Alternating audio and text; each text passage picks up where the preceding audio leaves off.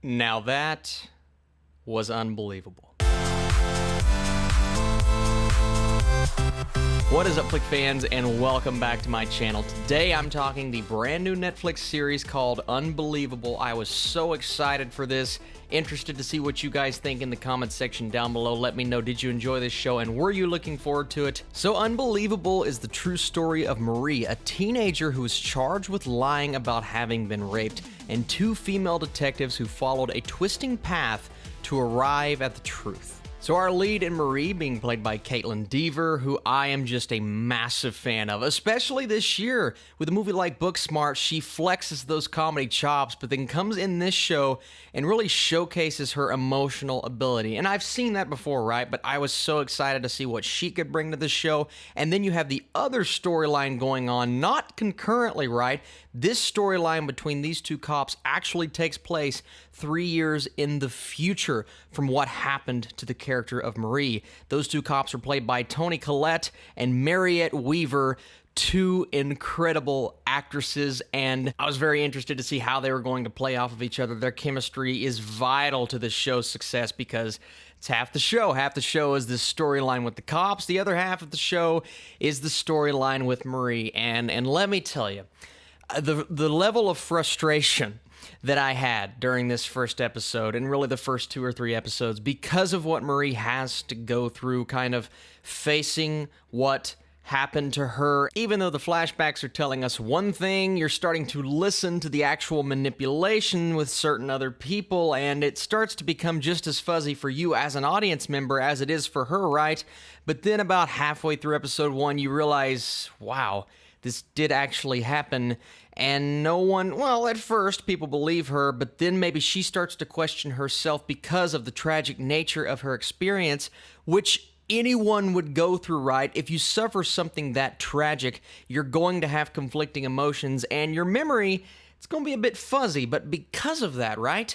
These cops, the police officers that she confronts and has to give this evidence to, they start to see conflicting stories from Marie, from others involved, meaning other people that she called right after it happened and stories that she told to, right? But once again, things are going to be fuzzy after something like this happens, but the cops, they didn't see that. It's not me sitting here telling you that these police officers are horrible people, because that's what I expected going into this show. I'm like, oh, they're going to be some scumbag police officers, and they weren't the worst people in the world, right? But they did become slightly manipulative, and they did start to convince her, well, maybe this didn't happen. And she, at that point, didn't know what to believe, and that's the confliction that Marie has to go through in these first few episodes, and then the fallout from that situation is absolutely tragic, man. Her story, one of the saddest and most heartbreaking stories I have seen all year. What this poor girl has to suffer just because this happened to her, and that's not fair to her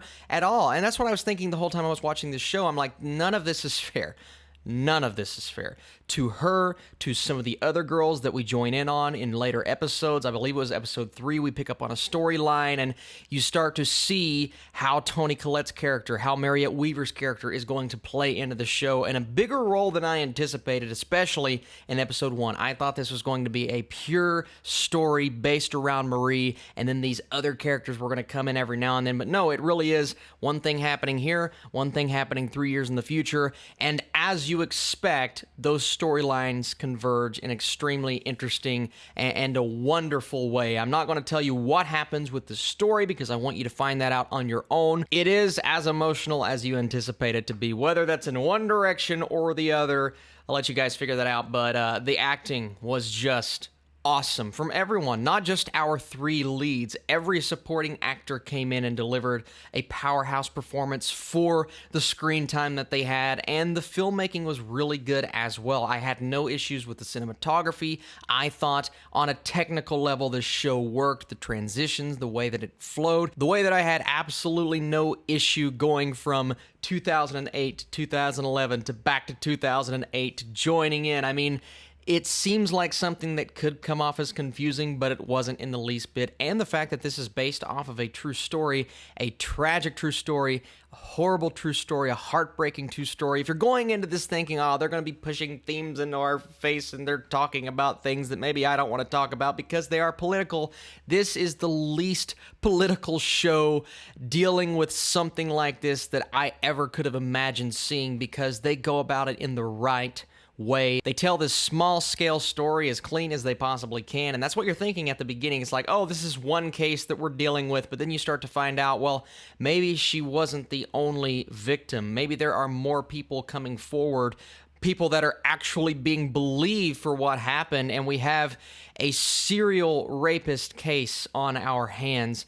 Extremely intriguing, extremely interesting, and I just couldn't get enough of our two detectives. Their screen time together is fantastic. You have two top-tier actresses. Of course they're going to deliver. There's one scene, it goes on for like 10 minutes, where they're just sitting in a car having a conversation, and that's a lot of the show. If you're not into these characters, if you don't care about the dialogue, then you're probably not going to love this show, because it does kind of take its time, and that's one issue I had with the show was the pacing. It slows down when you get right in the middle of the season. At that point, I'm just like, can we pick up? I want to get more with this story. I want to dive a bit more into what Marie is going through right now and focus less on a conversation in a vehicle with the two police officers. But then you're taken aback because it's so interesting, because it's written so well. And at that point, you're just going to let those two characters take you on an adventure. And just to hit on the end without getting into spoilers, it is everything that you want it to be. Don't expect this to not give you a great payoff with both of these storylines. Don't expect it to leave you on some sort of cliffhanger, right? It may not be the payoff that everyone is wanting. Once again, it is a tragic story, so there are going to be tragic elements in the end, but